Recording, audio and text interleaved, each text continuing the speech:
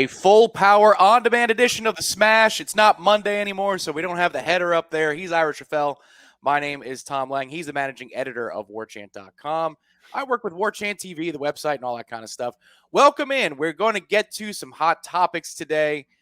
Spring camp is going to be the bulk of what we talk about, Ira. And I don't think, given that the skies aren't evil today, I don't think I'm going to drop out in the middle of this thing. How are you this morning? I'm good, man. Good to see you. I was a little worried when you blacked out on us. I was like, we have an emergency at Tom's house, but then I talked to our good friend Tim, and he said I think theirs was out for a couple hours. So I'm Yep. assuming you guys were out for a couple hours too. Wasn't until about 10:20, 10:30 on a Monday night that the power came back. Thankfully, it's not July, so we weren't Yes. sweating like crazy. But you know who's not sweating right now? Mike Norvell, because he's got depth, Ira. That's a segue. They've got depth across the board. That's something we were talking about at the time when the power went out. Florida State is in a position where they can sit known commodities during a scrimmage and still get excellent reps for both sides of the football. That's a first in Coach Norvell's tenure in Tallahassee. And it's not just in the trenches. That's the place that we focused first when we saw the tour of duty in the first week of practice. But it looks like at more position groups than not, Florida State is in a really healthy position to make evaluations and have development happen to where younger players can be a part of the fold in this upcoming fall season and actually produce for Florida State. Yeah, I mean, it really is across the board. And that was highlighted in that scrimmage, but we've been talking about it after every practice or during every practice that we've been watching. It's not just the fact that you bring back Johnny Wilson and Trey Benson and some of those guys, but it's what you see from Vandrevius Jacobs, the freshman wide receiver, and Rodney Hill, the redshirt freshman running back. And obviously the tight end transfers are a big deal, but there's just a lot of young talent on this team on both sides of the ball. Defensively, of course, last year Azaria Thomas was the big time freshman defensive back, and Sam McCall, who has since left us. But this spring you have KJ Kirkland and Quindarius Jones, who are very impressive freshman defensive backs, and really across the board you just see a lot of young guys who are exciting, and then to see them follow it up with good performances in the first spring scrimmage is definitely a good sign. Vandrevius Jacobs is the guy that, you can't go one practice without somebody talking about him, whether it's on the observations pieces that we write at warchant.com and on the boards, or the coaching staff, or just maybe one of our staff members that's not writing or doing any of those things, but maybe a Warchant rap on the channel. 19 comes up, Ira, it seems, every single practice. And you guys talked about it on the Cameron show this week on Warchant TV. I'm going to ask a little bit different of a question about Dre Jacobs. Is there a point at which you'd get uncomfortable about foisting too many expectations on the freshman? Or do you think that it's fair to assume that he's going to crack the two deep and he's going to produce for Florida State this fall? Well, I think it's a great situation because you don't need him to go out and be a guy that catches 40 passes. Like I think back to like a couple years ago when they brought in Andrew Parchment, the transfer wide receiver, who had a night. He had 1,000-yard receiver season 1 year at Kansas, and so and the receiver position was so not talented and so thin that it was like, man, please, can you do something for this receiving core? And he had some nice moments. Obviously, the huge catch, 4th and 14 against Miami, but overall, probably wasn't what people were hoping for. The great thing here is anything Vandrevius Jacobs does is gravy. I don't think there's anything you're dying to see from him. The one thing I think that's really exciting is I do think there's going to be opportunity for him, though, because Micah Pittman's unfortunately got this hip injury, and he's going to miss. He missed this whole spring. He's going to miss a lot of this summer as he rehabs. I think the timetable he put out was 4 to 6 months, which gets you close to preseason camp. And then it's a matter of getting back into it. So, I think there's going to be some opportunity there. Florida State has really good slot receivers. Winston Wright was a slot receiver at West Virginia. He's going to be a factor there. Ja'Kai Douglas is going to be a factor there. They even put Tofili in the slot. I mean, they've got options to be slot receivers. But from what we've seen so far, I mean, I don't know how many snaps you put him out there against LSU, but I would think in that first month you're going to see a good bit of Vandrevius Jacobs. And it's all gravy. Like, they don't have to have him be a top producer. Yeah, that's true. If Darion Williamson stays healthy and Winston Wright's there, Kentron Poitier had an excellent Thursday practice last week. I thought a dominant stretch. And Mike Norvell seemingly talks about him more than maybe any other receiver so far this camp. It is optional, but if Dre Jacobs is ready to go in the fall, and it's a good option for Florida State to explore. We're going to get to some questions from the boards on the tribal council that, because we had a power outage last night, we said, all right, if there's some questions, feel free to fire away on the boards. That's alliterative. And we've got a few questions that we're going to hit on in a moment.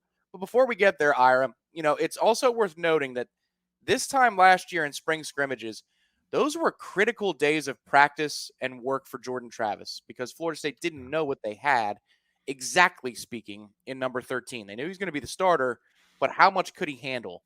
Well, Travis, since then, in the 12 months since then, has become Florida State's rock on offense. He can do all the things that you need as a passer. He's obviously always been elite as a runner. So now you can hold that player back.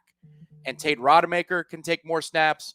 AJ Duffy, in a critical year of development, can take more snaps. And Brock Glenn, the true freshman, can take snaps with better offensive line play and the depth that we alluded to. How critical is that for the development of the years to come? Of course, if Jordan Travis goes down to injury, Ira, that's going to be important that they cultivate a good quarterback room. But this also has implications for 2024 and beyond what Florida State's doing in the quarterback room in terms of scrimmages like they just had on Saturday. Yeah, and it's worth mentioning the fact that, like you said, how far this has come in a year, because, even last spring, the big debate internally and around the program and certainly in the fan base was, why did Mike Norvell not go get a transfer quarterback? And so, even if you believed in Jordan Travis, which some people still didn't believe in Jordan Travis as a starting quarterback to take Florida State to a higher level, even if you believe that, there were so many concerns about his durability. So, like, why did you not go get another transfer quarterback? And then also, like, could he take the next step? He played pretty well at times. I mean, he was their best weapon in 2021, but he did. There were questions about whether or not he could be an elite passer. Even, again, this time last year, going into last season.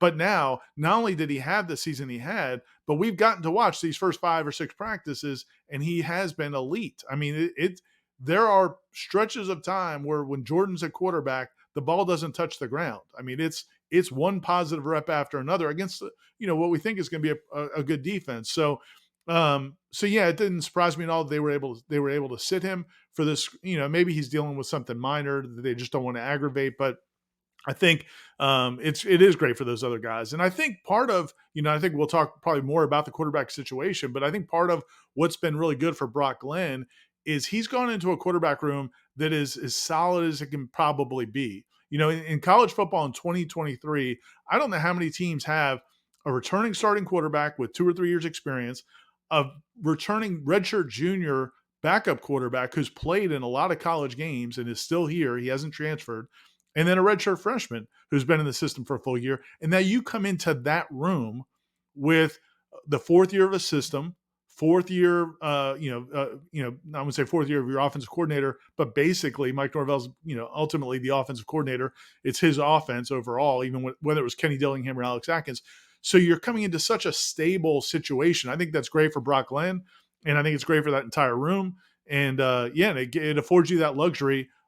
And then, like you said, the cherry on top is that he's got better players to play with when he does get in.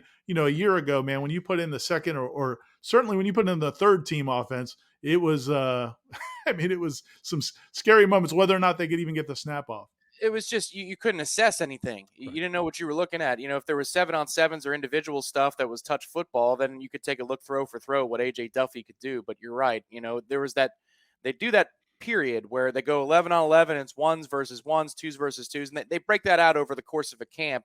And when the threes were out there, you're almost taking notes on the other guys that are on the sideline, just making sure that you're fortifying what you saw with the ones and the twos. That's just simply not the case anymore. You can't do that. You have got to keep your eyes peeled at all times when you're watching Florida State practice. And to that end, Ira, I guess your assessment on what you've seen so far out of those quarterbacks not named Jordan Travis. We all agree. I do. I echo everything you said. There are stretches in what I've seen this camp where Jordan just takes over practice. And it doesn't matter if there's pressure, if there's a blitz. It does not matter. Jordan knows where to go with the football. If he has to be quick with it, he is. If he can wait, he'll wait. He's really tough to beat when he's rolling. But those other 3 guys, Tate Rodemaker, of course, is entrenched at the moment as the backup, the primary backup. What have you seen out of those players? Yeah, I still do think Tate's entrenched as a second team quarterback. And I think it's good that the younger guys are playing well. AJ Duffy, I think, has taken a good positive second step into his second season, which I think we expected. I mean, last year was kind of, I mean, clearly things were moving fast for him last year. Came in as an early enrollee, and you saw the arm talent, but there were a lot of times in practices where it just didn't feel like he was comfortable. But again, I think part of that was I don't know that he had quite the same luxury that Brock Glenn stepped into. Jordan Travis a year ago, I don't know how much Jordan Travis or Tate Rodemaker could pour into the young guys a year ago Yep. because there were questions about them, certainly about Tate. I mean, this time last year, Tate's resume was pretty bad. I mean, like his only opportunities on game days did not go well, and then the spring game didn't go well. So, but now those guys have to feel much more secure about what they're doing. And not only are they like in the meeting rooms, but they can actually help the young guys. So I think that's definitely helping both of those guys. I think when you look at from the long term, I still think AJ Duffy's got a ton of talent.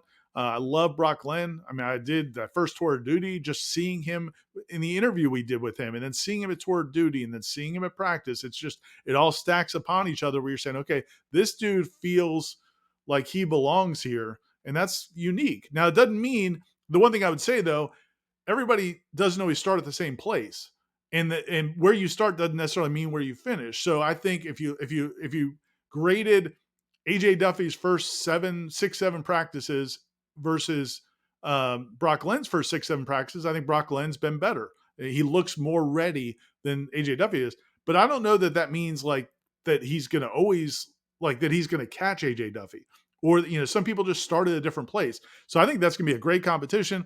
I still don't think either one of them supplants Tate Rodemaker this fall unless Tate struggles for some reason.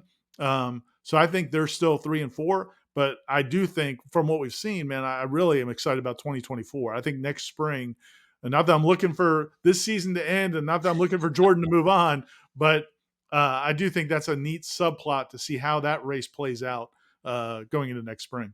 Yeah, especially if you have an early enrollee and Luke Cromanhook as a true freshman at that Yes. point too. I mean, that's just going to be a little. Who Go ahead. Yeah, who of the group will come in with the most accolades? I mean, he'll be the guy. I think On3 has him as the number 5 quarterback in the country, and he's only started 1 year of high school, so he's going to get better and better. So yeah, he may be.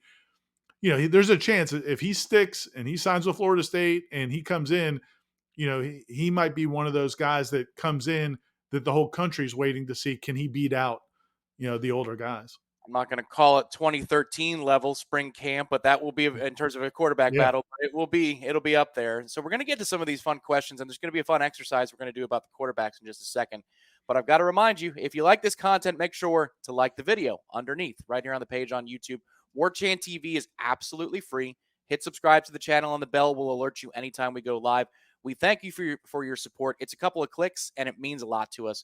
So thank you for doing so and hitting the thumbs up at the bottom of the video. All right, from the boards, there's a question about the quarterbacks. And Ira, I have an advantage here because I looked at these questions. I've had a lot of time to think about them. So for this first one specifically, I have already written down my answers in a lower third graphic. So we're going to play kind of like the match game. This is from Old Cod Willie. Old Cod Willie wants to know, where would the backup quarterbacks start at this year if they were not at FSU? So where would they start? This point in time in their careers, in their development. Doesn't mean what they're going to be. It just means what is Tate Rodemaker, AJ Duffy, what is Brock Glenn right now, and where could they start? What do you think?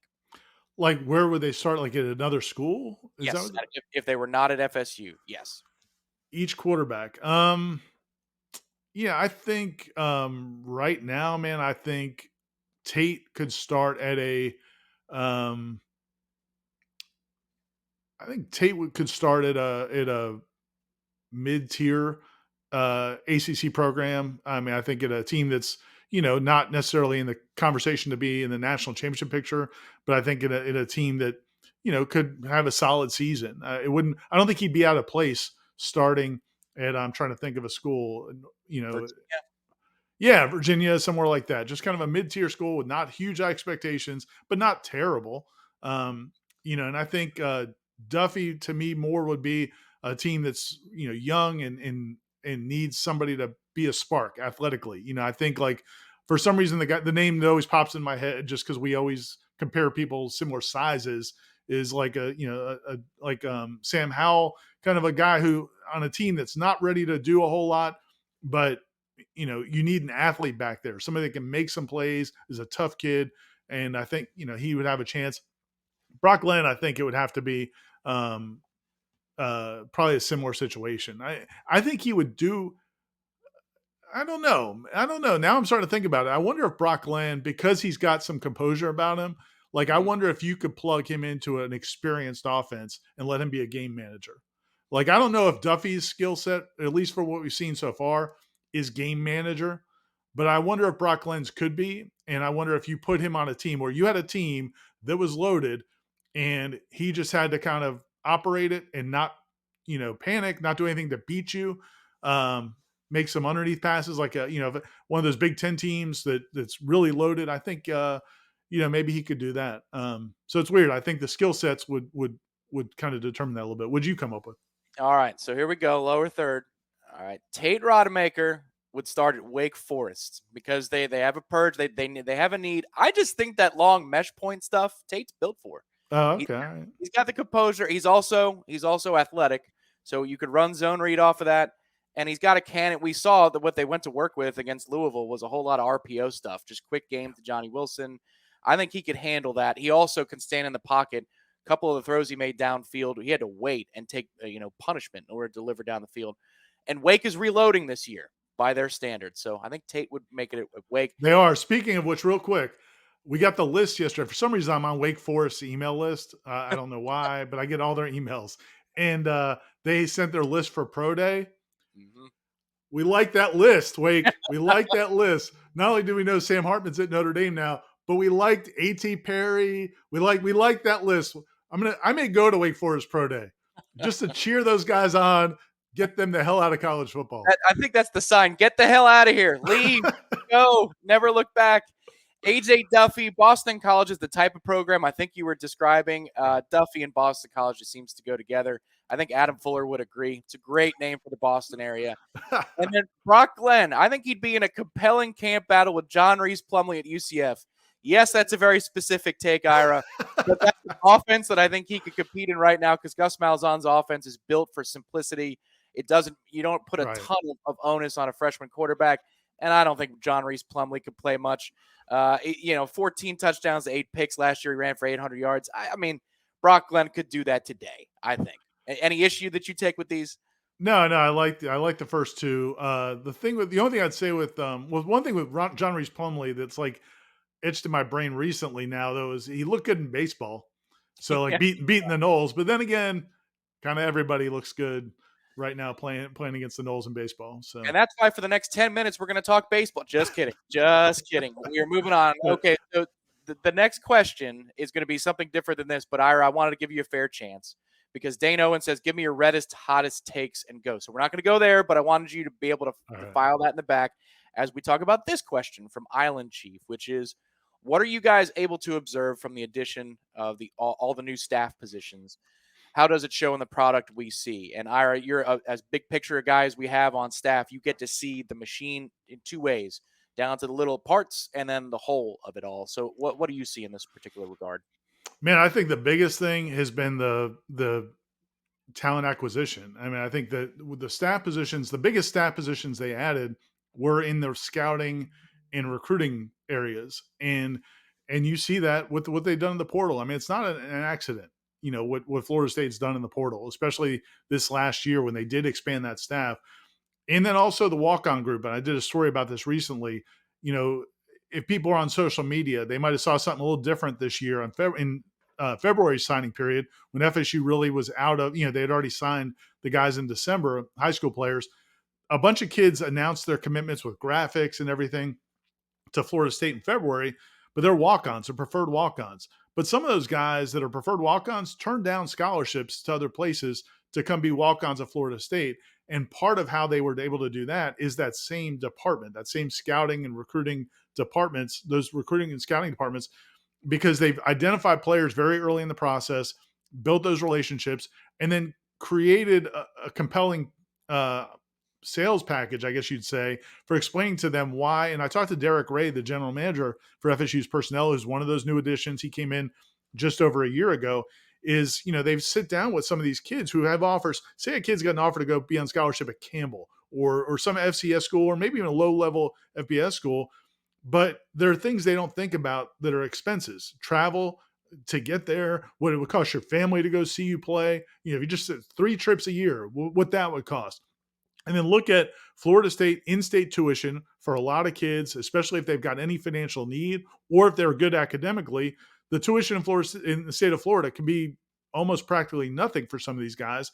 And then you add in what they do for their walk-ons. Like Florida State's walk-ons are treated at a completely different level than what we think in the old days. I mean, they get all their meals, they get the gear. I remember, and I'm not sorry to get sidetracked, but I was just thinking about this when I remember doing a story about a receiver who went from walk-on to scholarship. This is probably 8 or 9 years ago. And he talked about how he got to wear new gloves at practice. Like the walk-ons always got like the leftover gloves. Like they would go get them out of the bin that the starters and the scholarship guys already discarded. They would get their gloves and gear. And now, man, they get the top and they get the fresh stuff, just like everybody else. They're treated like scholarship players under Mike Norvell, who was a walk-on in college. And so that combination of like how they've identified walk-ons to bolster the program, CJ Campbell at running back. There's a lot of guys in this roster who can compete as walk-ons to provide depth. But then the transfer portal, I think what they did there is it's a huge evidence of that, because they are able to, when guys, that scouting staff, from what I understand, during like the 2022 season, they're watching players across the country who they think might be portal candidates, making their evaluations, doing some research, and then once that player goes into the portal, they don't have to just start figuring it out. And I think some schools are still trying to figure it out. So I think expanding that staff really is the biggest thing, is in terms of just kind of talent acquisition and making sure they're making the right decisions.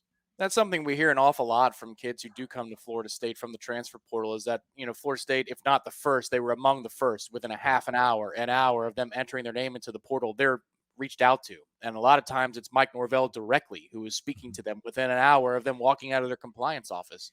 So, yes, that type of evidence has appeared in a lot of these entry interviews for the newcomers to Florida State. For me, Island Chief, I don't see as many of these working parts and get to talk to as many people as Ira does. But I would just say, whenever, let's just say you're traveling and you're going somewhere, and maybe you go to the rental car desk and it's a mess. What's that expression you get on your face beyond the stress? You don't know where to go. You don't know what to do. You just had a flight delay. You're stressed. I don't see that out of Florida State players when they're walking around the facility, when they're walking onto the practice field. All of these additions contribute to an itinerary that is ironclad, an expectation of where to be and what to do. And I don't think that was always the case in the last, 13, 14 years I've been covering Florida State, where you don't see that stress on a kid's face. They know what the expectation is. It's just a matter of, can they do it? Does that mean that there is no stress in their life? Of course not. Being a student athlete is really, really hard. But if you have the expectations and the itinerary, it's just like going on a vacation or going on a trip where maybe you don't want to do what you're doing on the trip. If you know what time you need to be somewhere, it's just that much easier. And I feel like there's so many hires to that end that make it easier for the student to live out a day-by-day schedule and with an expectation. Yeah, and if I can follow up on that real quick, I think it's a great point. And because part of like what you want to do as a program, and the benefit of doing this, and again, people will say, well, Bobby Bowden didn't have that, and college football didn't have that, and those teams look great too.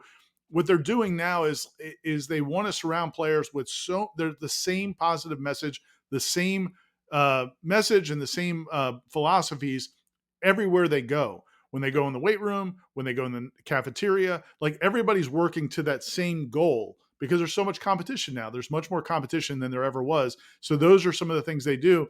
But I also think, to give you an outlandish example, and I'm not saying like that this is the norm, but just to give you an idea of how bad it can be, is under the previous regime, there were a couple times when half the team came to practice in shells and half the team came to practice in a full uniform, because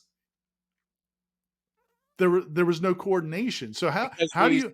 Yeah. What were you gonna say? I said because reasons. So you had, and this was, in the Taggart regime, you had players.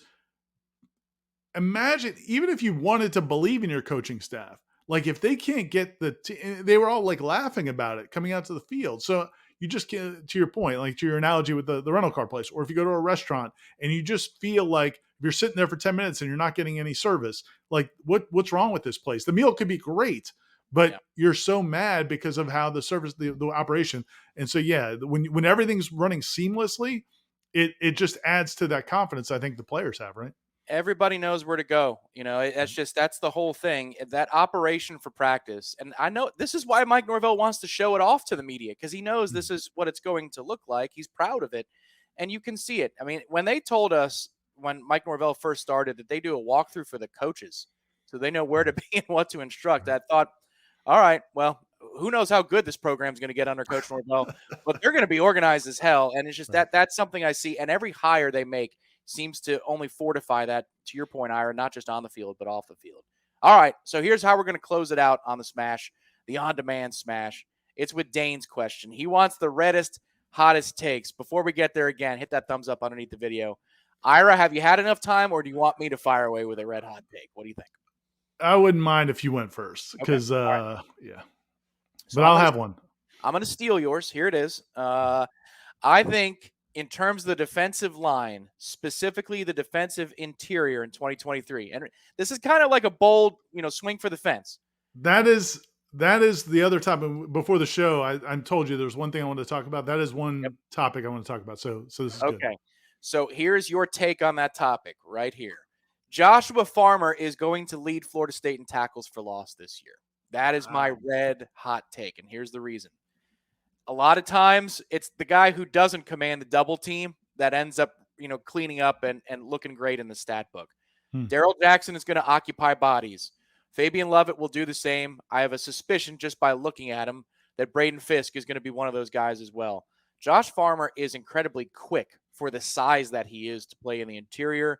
He's a lot stronger this year. I thought he was at the tour of duty, and through the practices that I've seen so far, got nothing to refute that idea that he looks stronger and more ready to go at this level. I think Josh Farmer is going to be in a lot of one-on-one situations, Ira. And also, Adam Fuller's talked about a multiple defensive tackle front where there's going to be 3 or 4 of those guys out there at the same time. I just think that Farmer has the most disruptive natural ability this side of Fabian Lovett, and Fabian's going to have 2 guys on him a lot of the time. So I think Joshua Farmer, as a red hot take, is going to lead Florida State's defensive interior in tackles for loss in 2023. There you go. I like it, buddy. I like it. And that actually, I did want to talk a little bit about the defensive tackle position because there's been a perception. Here's one of the funny things that happens is because we are on the same platform at warchant.com. We have a lot of different shows with Wake Up Warchant and Seminole Headlines and JCS and the list goes on. And sometimes there's multiple people on the same show. And so like though people will say Seminole Headlines said this. It's like, whoa, whoa, whoa, whoa. Corey and I don't agree on a whole lot. And Jeff and Corey and I almost rarely all agree on the same thing. So like to say Seminole Headlines said this, I saw a tweet the other day that Warchant said that, or Warchant is saying that Fabian Lovett's not going to start at defensive tackle, that it's going to be probably either Jackson and Fisk or Jackson and Farmer, or some combination, but Lovett's going to come off the bench. I've never said that. What I push back on Corey with, and I think what Jeff has pushed back on Corey with, and I don't know if you've talked to him about it or not, is Corey always prefaced everything with Daryl Jackson is he's probably not going to start. And the only thing I've ever said is, well, how do you know that? I mean, that guy's really freaking good, and he's got the most NFL measurables of the whole group. So, like, why would you dismiss him? I have no idea who's going to start. Fabian Lovett's a great player. I'm not saying like Fabian Lovett couldn't be. I think from an NFL potential standpoint, I think Jackson's going to be the one when the scouts come to pro day that their eyes are going to be trained on, maybe Yeah. even more than Lovett, no matter who's got started the most and who's got more production. So that's just kind of one thing I've been wanting to kind of get off my chest because I've seen that narrative a little bit on social media. Yeah, I agree. For me, I don't really care who starts. Right.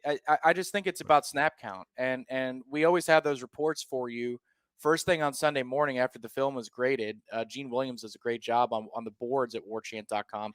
And look, you could sign up right now. There's the rate underneath. Head to warchant.com, get set up, and get yourself ready to go for what is the most talked about season in a long time for Florida State. But I care about snap count usage, especially if there's no garbage time in the game. If you've got a close game within a couple of scores down to the wire, who is consistently on the field the most? That to me is the starter. I don't care about that first rep. I care about who's on the field the most. I just think starting might be a little bit more overblown. I don't know. Would you Yeah. agree No, with I that? agree with you. I agree with you that Yeah. 100%. And yeah, and it's not even yeah, and I think, man, the great thing is the depth they have. That's the story. And the story isn't who's the best of that group. The story is they have tremendous depth overall. They do, and it's only going to get healthier with Braden Fisk as time goes on and he heals up from the offseason surgery that he had. So back to the reddest, hottest takes. All right, Ira, you don't get to skate. What you got? Oh, boy, man. I don't have a ton, man. That yours was a good one. I'm going to say this. I think the linebacker play is going to be a positive. And I think people are going to, I think some of the hand wringing that we hear right now about the linebackers, I think people are going to, we may chuckle during the season that remember when back in like March when people are freaking out that they didn't get more linebackers and that they questioned whether or not those guys are going to be better. Look, man, I just think Tatum Bethune was there were times we saw Tatum Bethune when he was healthy, like last spring, and I'm not even sure he was 100% healthy there, where it was really impressive.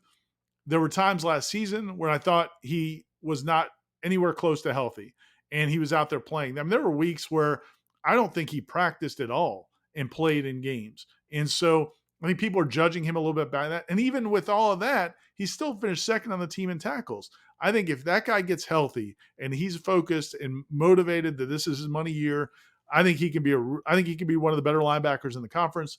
And I think Kalen DeLoach is a phenomenal athlete who also can and if those guys have better defensive linemen up front, I think they're going to have a chance to have a really good year. And my outlier is DJ Lundy. I think DJ Lundy looks really, really good. I think he's getting better and better. So I think those three guys, I just think that some of the concern I've heard, and maybe my antenna is too like tweaked to hear it, but I just feel like there's been a lot of concern about the linebacker position. And I think we're going to walk away from the season thinking that they played really well. Hey, look, it's there. It's ever present. The question about linebacker. There aren't a whole lot of holes to poke in this roster, and Right. linebacker is one of the first places that people go. So if that's the case, though, that's a really, really good sign for the defense and the numbers that they're going to put up and the win total, I would think. All right, that's a decent hot take, Ira. I All like right. that. And also, folks, if Ira doesn't think somebody practiced last fall, I'm going to believe what he thinks. I think that's a good. There's a good bet that somebody didn't practice a whole lot last fall. That's going to wrap it up for us here on Warchant TV today and the Smash. But this is a Tuesday morning, which means at 1 o'clock today, if you're watching it just as soon as this got let out to the public, Seminole Headlines is going to be live right here on the channel. Wake Up Warchant has you covered each day, especially now that we're in the throes of spring camp, on the latest happenings around camp itself. Tuesday is a practice day. So again, if you're watching on a Tuesday, you're going to have loaded amounts of content on Warchant TV, warchant.com, giving you observations, rundowns, press conferences, all that kind of stuff. Make sure to subscribe to the channel. Head over to warchant.com and subscribe. Ira, any final thoughts before we leave? Just put up a recruiting hot board from Michael, one of the latest recruiting hot boards, so people can check that as well. Recruiting is still going hot and heavy. They'll I don't know that they're going to have a lot of visitors the middle of this week, but it's certainly in March with Mike Norvell, there's constantly recruits coming to campus, and so we've got the latest there as well on the premium recruiting board. Can't speak to what they do in terms of when practice starts and all that with the high schools, but what I can say is the high schools that are visiting here to Florida State now, the caliber of athlete that's getting off the bus to check out what's going on, it's a little different. It's a good time to be watching and following along Florida State coverage. And join us at Warchant TV and warchant.com. Mochi, we'll talk to you next time right here on the channel. He's Ira. I'm Tom. Stay tuned for the latest coverage on Warchant TV.